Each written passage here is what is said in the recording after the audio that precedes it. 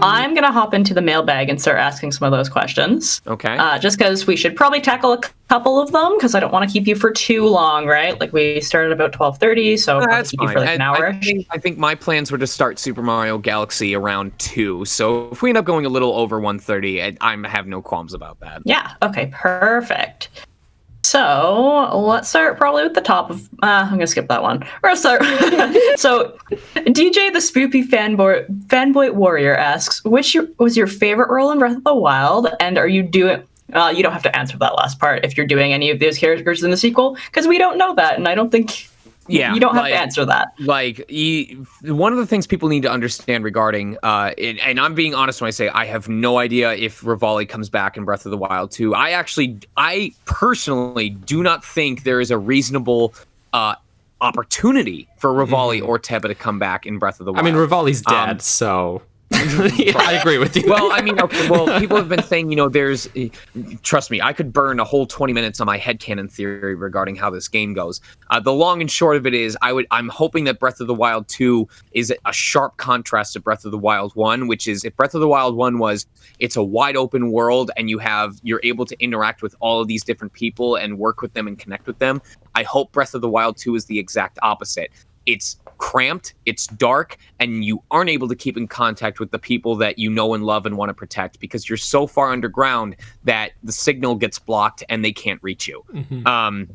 Metroid 2 is one that immediately comes to mind. How the deeper you got into the catacombs of the planet, the less music you heard and the scarier it became. I want that for Breath of the Wild 2. Maybe the Great Deku Tree can communicate with Link via like his roots or something like that, because his roots might go super deep. But even then, I eventually would want them to go so close to the source of the Calamity that it overpowers any other communication medium, and it's just them and the darkness and everything that wants to kill them. So that's my headcanon theory. But getting back to why I can't answer the second half of the question that you never even finished answering before I started answering.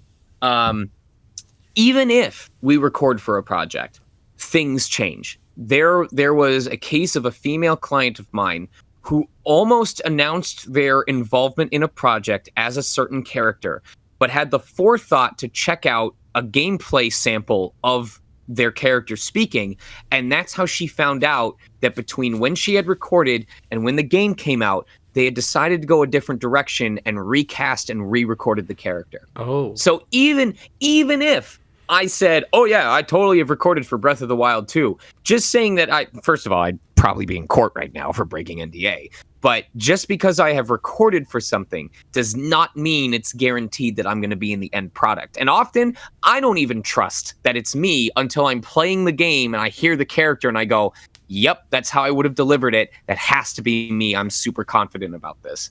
So it's not just us lying to you or like trying to keep a secret or, teasing you and keeping the hype train going. Most of the time, we're scared poopless that we're not even going to be in the finished product after all the work that we did. So that actually makes a lot of sense, because I recall on Twitter that when all of these voice actors started announcing, oh, I'm Revali, I'm pleased to announce I'm Zelda and Breath of the Wild, I'm Daruk, all these Twitter posts didn't actually hit until the game was out. And that actually just makes a lot of sense now. So I wasn't sure if it was like an embargo thing or... But I think at that point, well, it was certainly an embargo. In general, I like how we're going on a completely different tangent, but it's an educational tangent, so who cares? In most cases, the embargo lasts until either we get permission from the company or the game is out in a public medium as intended. Mind you, game leaks that have the cast list do not count as, oh, it's public knowledge now, unless the company goes, whatever, forget about it, go ahead.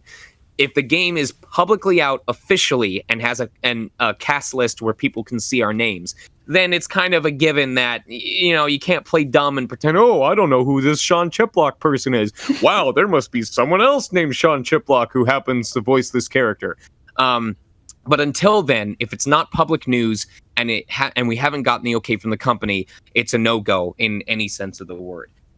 What's interesting, actually, no, there's a good example. I'm not going to name it by name, but there is a project out right now that the cast is not allowed to talk about their involvement, because even though it's out, there is no cast list listed within the game.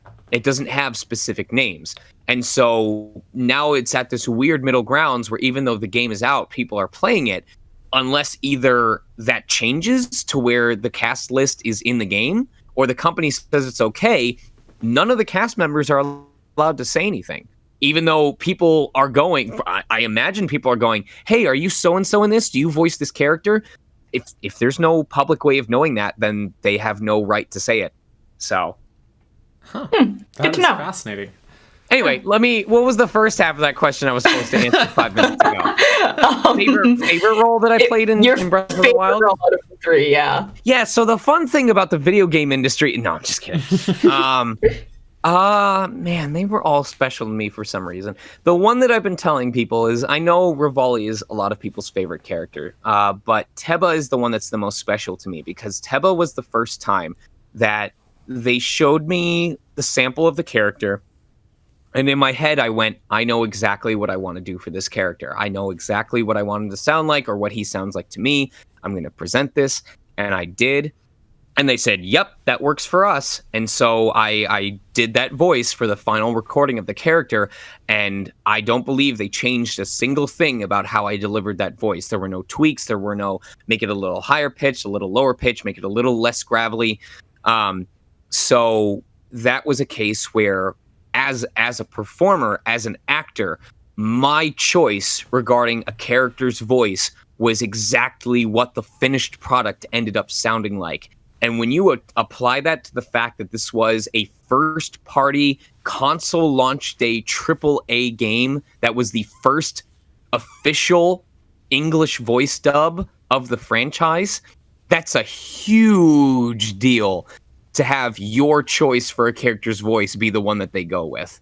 So I am extremely proud of that, and it's why 𝐓𝐰 is probably one of the most important characters to my entire portfolio, to my entire career. Yeah, so that's the answer I would go with. Mm-hmm.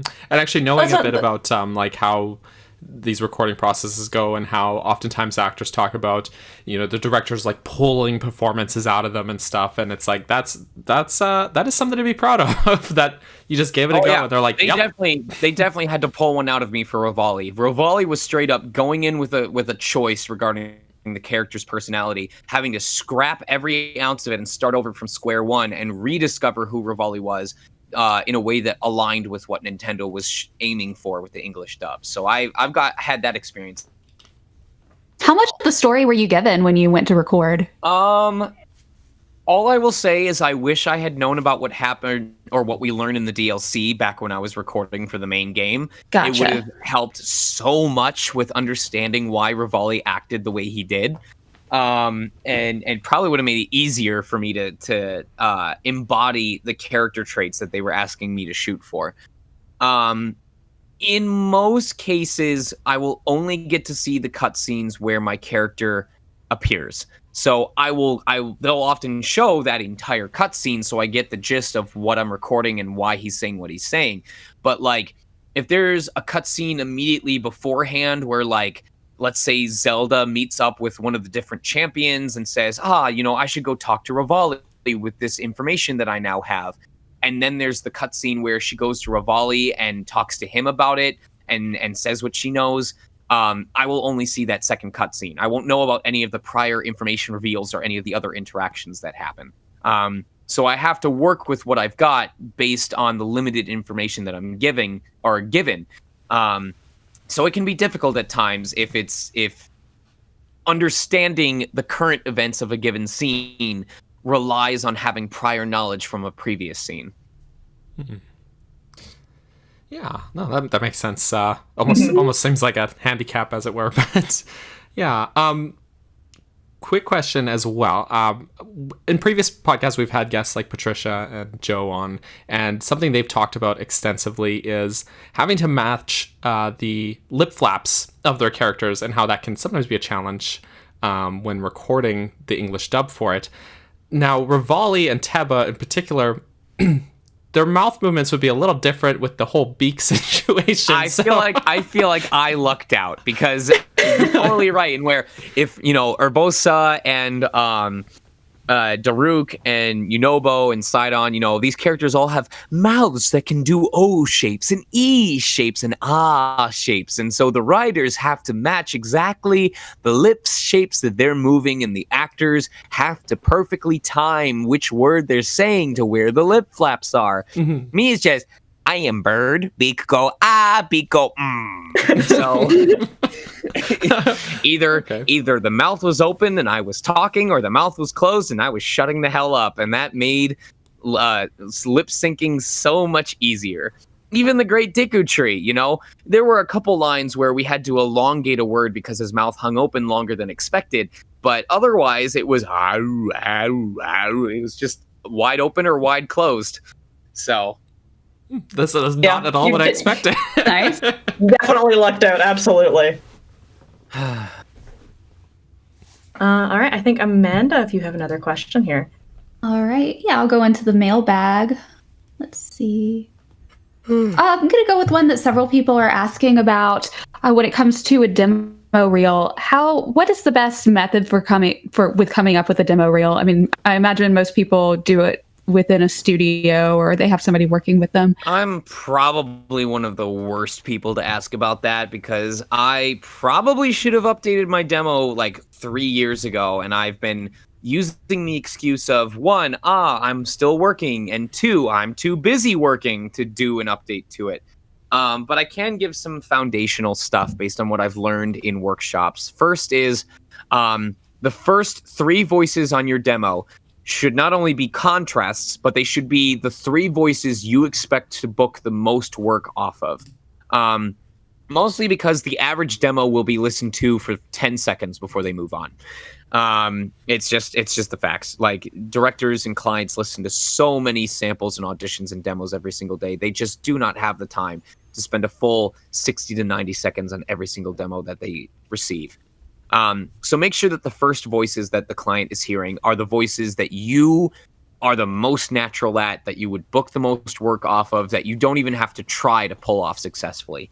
You should obviously aim for contrast. Yes, there are actors that do a lot of the same type of voice for their work, but convincing clients that you're versatile can help a lot with booking work, even if it's just the sense of, you're playing 5 different NPC characters, because it doesn't matter how big the role is. The rate that you get paid doesn't change. The only thing that might change is how many hours you're in the studio recording for. So if it's a choice between you get a 4-hour session of doing background characters versus you don't get any work on this project because we don't know if we can use you for these 5 background characters, it's a big difference.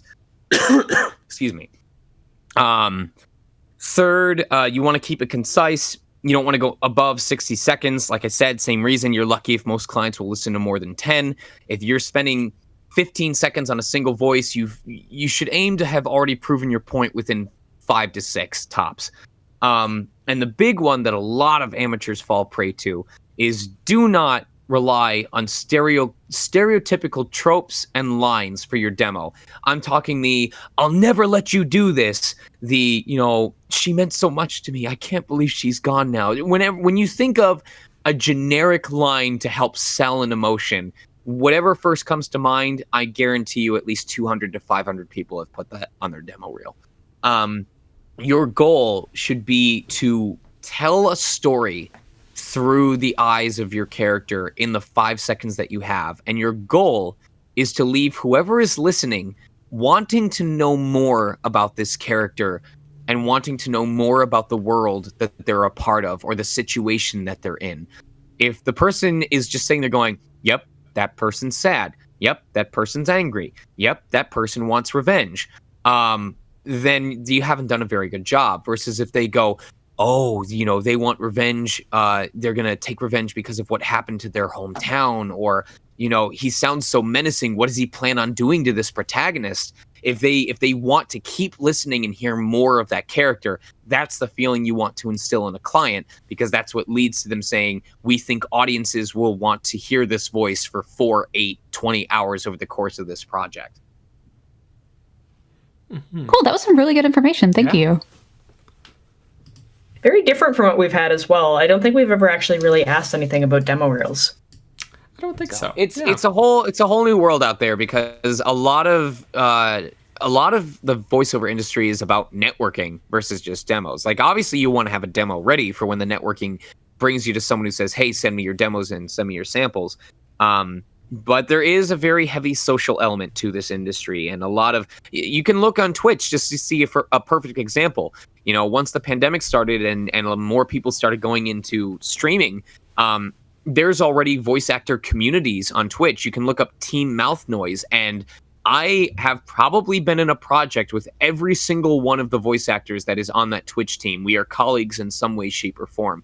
So there is a big sense of togetherness and a big sense of community. And it's a much smaller world than a lot of people realize.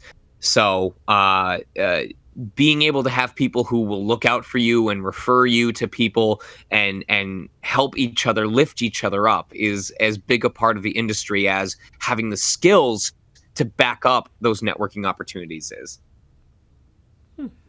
No, it makes sense. A lot of things, I guess, industry-wise, is who you know just as much as it is. how you do. It is. Yeah. I'm going to reach into the mailbag here again. This is a question from the username Zelda Mom. She asked, how did you get in contact with casting people at the beginning of your career? And did they, I'm not sure about the phrasing here, it says, did they train or just stumble into it? Yeah. I guess this is a little bit... or just stumble into it? I'm not sure what... I wonder if... I wonder rather if than, like, train you. Yeah. Mm-hmm. Or maybe, like... Did you like specifically train for voiceover or just stumble into it? Maybe going like a different route. I'm guessing like maybe going stage. Yeah, sorry. Go ahead. Oh no, I'm just trying to clarify. Trying to figure out what the person was asking. The studios and the clients that hire me are not.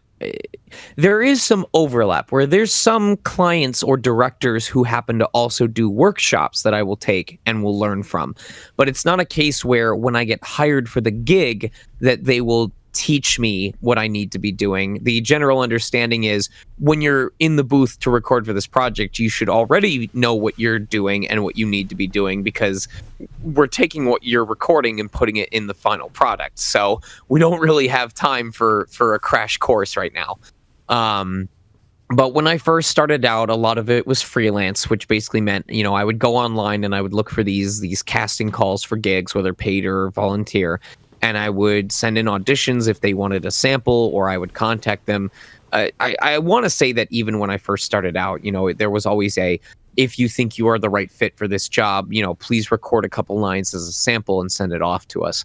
Now that things have progressed, it's a mix of both freelance and studio work. With the studios, they'll often have what I call audition talent rosters, which are, here's a list of all the talent we stay in contact with.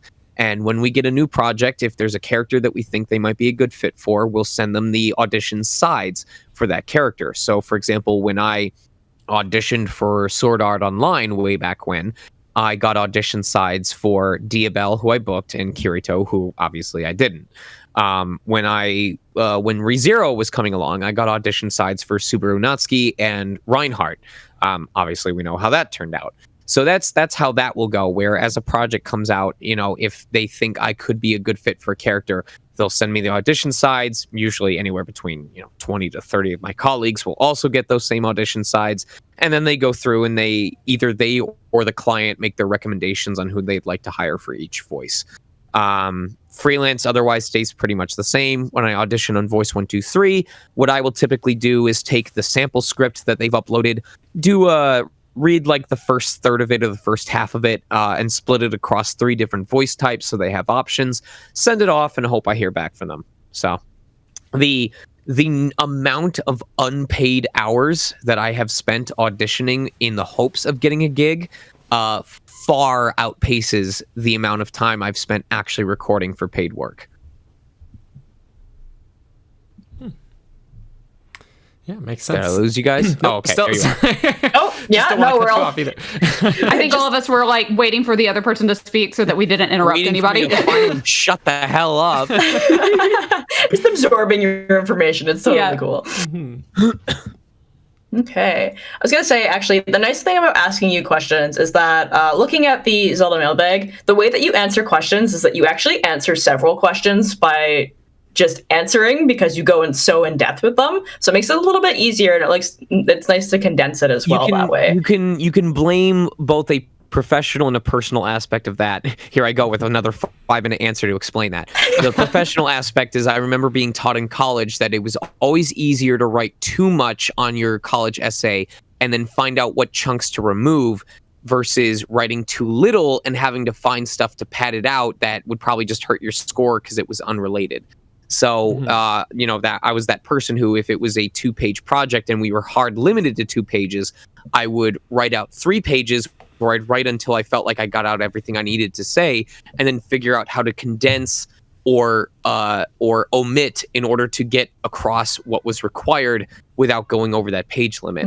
And then personally, just on an interview aspect, I just figure it's way easier if I give you guys a crap ton to work with and you decide what to publish or what you have time for, versus if you ask a question and I give a 5-second answer like, oh yeah, it was really fun. It was kind of challenging. I had to come up with different voices, but it was a good challenge and I had a good time. What are you supposed to do with that? That's boring. Generic. No one wants to listen to that 50 times. Yep. So I figure if I give you plenty to work with and then you take the job of deciding how much of it you want to show, that makes everybody's life easier. Yeah, absolutely. So I guess my question, actually, I'm not pulling from the mailbag this time because I was thinking about it and we didn't ask you last time. But as a voice actor, do you have people that you're inspired by, people that you look up to in the community, or someone that you were like, you know what, that's really cool and I want to strive to do something like that? Yes, I do. Elaborate. I see what you're doing here. I'm glad you caught on to that right away. I was like, this is either the payoff on this is either going to be immediate or they're going to try to move on. I'm going to wait, no. Tell us more.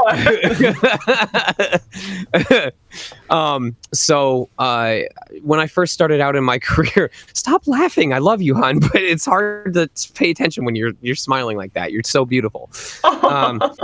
No, my wife is seriously the most beautiful woman in the world. You weren't talking about me? I mean, you could be the most beautiful woman in the world, but we're gonna have to. We'll talk about that later, hon. Okay, all right. You got it. All right.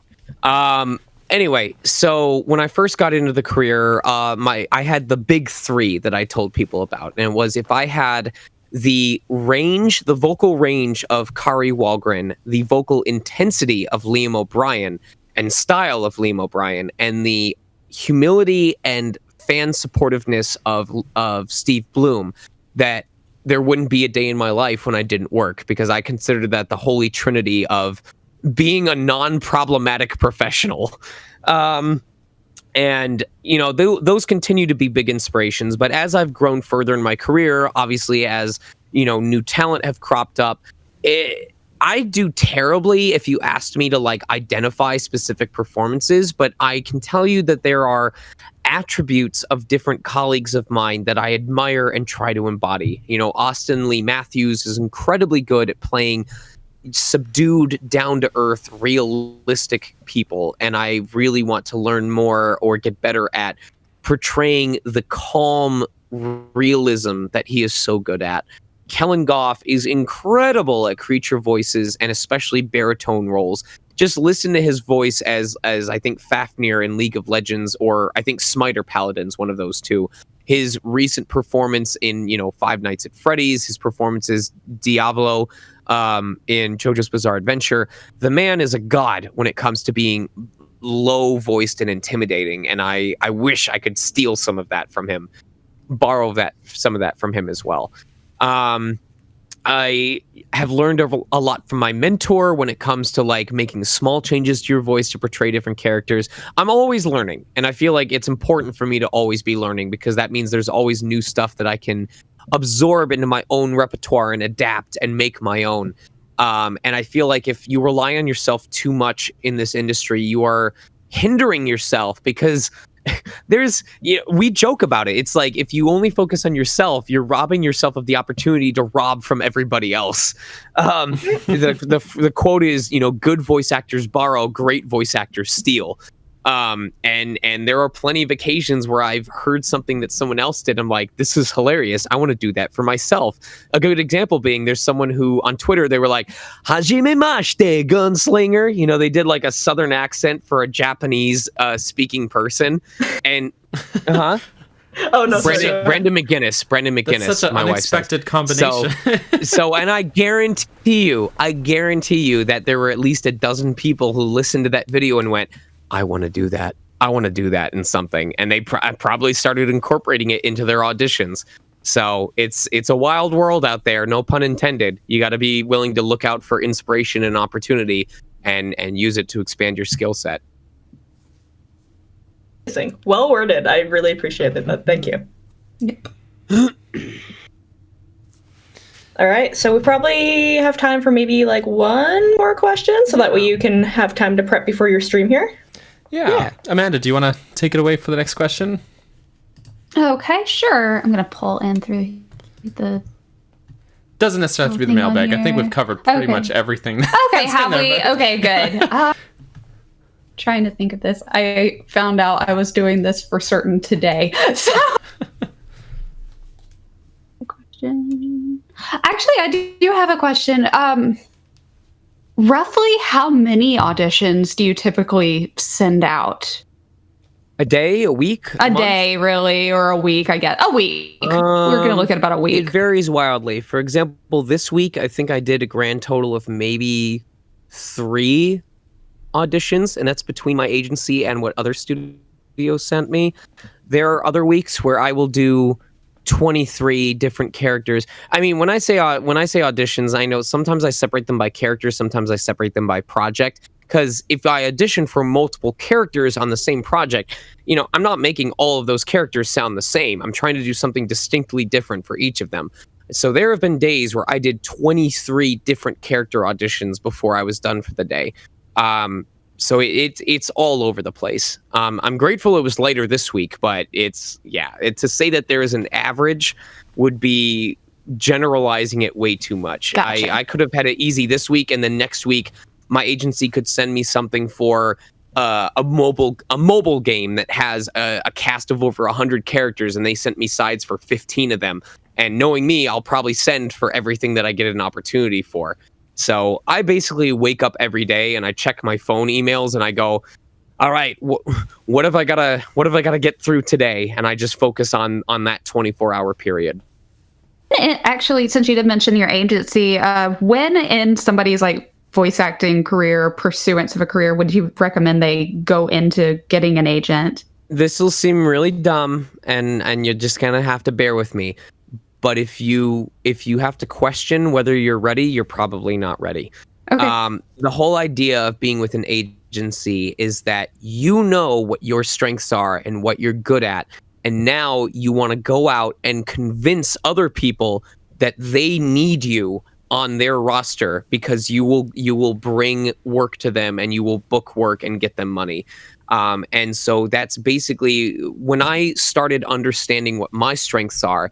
I would still go to workshops, but it was not just to learn. It was this idea of either I'm going to not do as well as I think I will, and it will be a learning experience, and I'll get better for next time, or I'll do exactly as well as I think I'm going to do, and I'm going to knock the socks off of this person hosting the workshop, and they're going to want to keep in touch with me. And true to form, that is how a lot of my business relationships started. My business relationship with Mattel, with Disney Parks, with my agency, all began from me going to a workshop that a casting agent from that company was hosting, and them going, hey, send me your stuff because I really like what I heard here. I want us to keep in touch.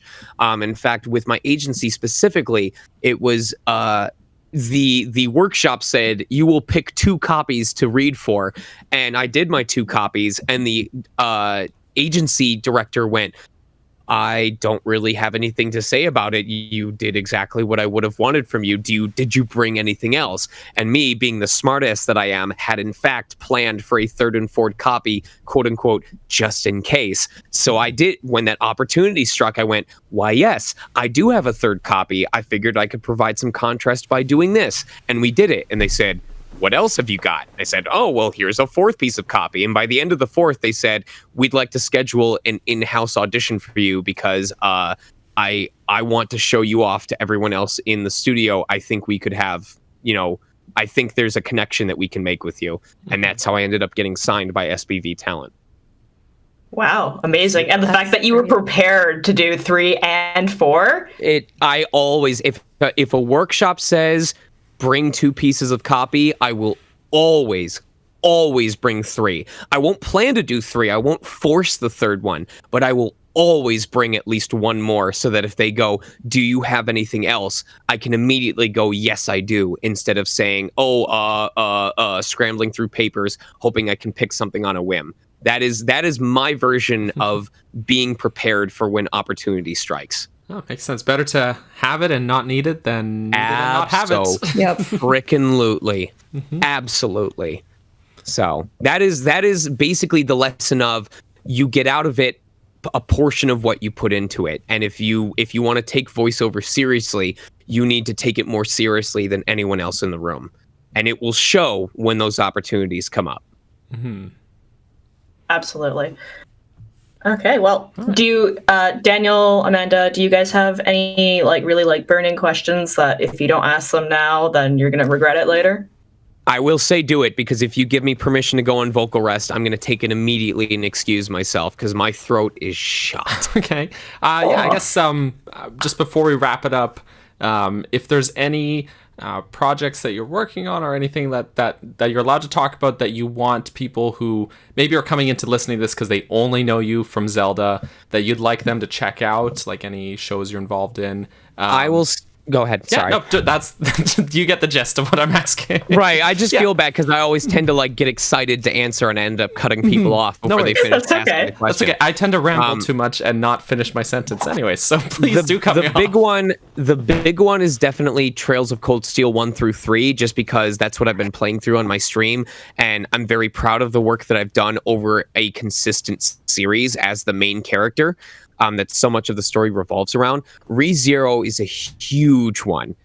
I'm not speaking from bias. I'm speaking from what I've seen online. There are so many people who are just fans of dubs in general, or watch both dub and sub, that have said that ReZero they consider to be one of the best dubs of the last decade. That's what folks online are saying. And I really hope anyone who's interested in anime dubs will check it out, because season 1 was good just because we were all super passionate about the project and had a great reference to work off of. Season 2 is good just because the story itself is so damn good. Don't watch it for the dub. Watch it for the freaking plot. It's so good. It's so insane at times. And I hope that the dub can match up to it in turn. Regarding stuff that's coming up, obviously I can't talk about it, but I would just say stay tuned to my Twitter. That's where all of my announcements happen first and foremost. So if you want to find out about something that I finally got to announce, that's the account that you want to follow. And as for stuff that I would like people to support, to be perfectly honest, the only thing that's been on my mind right now is that a little under a month ago, I hit all the metrics to apply to be a Twitch partner, but they haven't looked at the application yet. So all I've been focused on doing is keeping my viewer average above 75 until such time as they look at the application. So the best thing anyone can do right now is to show up to my streams if you're interested and want to stick around, and just help contribute to that viewer average. Because once it's all over, if they apply or if they approve me as a Twitch partner and I get that distinction, I don't have to care about those metrics ever again. So that's the big goal right now, is to just keep my viewership up long enough that Twitch goes, all right, we finally got around to looking at your application. We see that you met all the qualifications. You stayed above 75. Cool. Here you go. You're a partner now. And once that happens, I will not mind if 5 people show up rather than 50. So.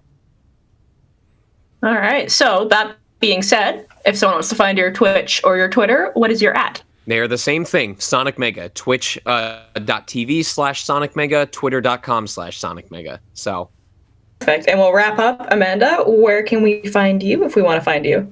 You can find me on Twitter at Amanda Van Heil. You can find me on Twitch at Panda Princessa, and you can find me on Zelda Universe on the Zelda Universe TV YouTube page where I host Zelda news, and I also stream every Sunday night at 8 o'clock Eastern. Usually, I play a stream called Running Blind where I play games I've never played before, and that's also on the Zelda Universe TV Twitch page. Oh, perfect. And Daniel, where can we find you at? Right. Everything is Capt Bergerson, CAPTBURGERSON, like the captain, and my father is an actual hamburger. And yeah, you can find me on Twitter, Instagram, Twitch, my own YouTube channel, all that stuff separate from this here. Otherwise, I'm always on this podcast with Jesse here on the Game Over Jesse channel. So if you just like listening to me talk, here is also the place to be. Yeah, and I was going to say, like, quick plug for Game Over Jesse for inviting Sean to come hang out with us, do this interview. Unfortunately, life just was not working for him today with internet problems, so he did not make it, but do feel free to, make it. Check out Game Over Jesse. He's on everything. You just Google him and he'll show up. And I am @Chublima, so you can find me on Twitter @Chublima, or you can find me on Twitch @Chublima. There's an extra A at the end because apparently I'm terrified. And I think that wraps up our podcast, guys. Thank you guys so much. I genuinely appreciate it. Oh, thank Sean, you. I'm so glad I got to talk with you. I swear everybody I know has met you except for me, so I'm glad I finally got to speak with you. No problem. No problem. It means a lot to me. And again, final apologies. I'm glad we were able to make this work. This is a very weird request, but please let me know if Jesse still doesn't show up at 4, because if it's a thing where, like, it turns out they weren't even available at 4, then I'll be like, okay, well, then it wouldn't have made a difference. I'm glad we made this work out. But if they do show up at 4, then please tell me, because, and I mean this sincerely, please tell me, because then it will teach me, hey, make sure you stick to the actual times that you agreed to in the first place, because that's what other people were able to accommodate. For sure. So, yeah, no problem. We roll with the punches. We're a little bit of a gong show ourselves, so we were able to make it work. We made it work. Problem. Even if it means we yes and the whole thing is great. Even if it means I come back on like a week from now on Sunday specifically to do like we'll call it like a bonus segment or the DLC for the podcast. Where EA? Jesse is able to come in and take his part of the show and ask his questions. I'm more than happy to do that if that makes up for it. Yeah, because I know that you, Jesse, and Andre probably want to do something, so you're right. Like, maybe we'll probably discuss doing, like you said, like a DLC, so like a behind the scenes. More than with happy you to guys. do that, since it was me who caused the snafu in the first place. Yeah. Oh, well, thank you so much for taking the time for us today. I know you've got a busy plate and you've got a stream scheduled today, so definitely get some voice rest in. All right, I'm gonna hop off then. Thank you guys very much, and please take care of yourselves. Yes, okay, thank you so you. much. Thank you. Bye. Bye. That was okay. That was fun. amazing. I'm just gonna. Oh my end that goodness.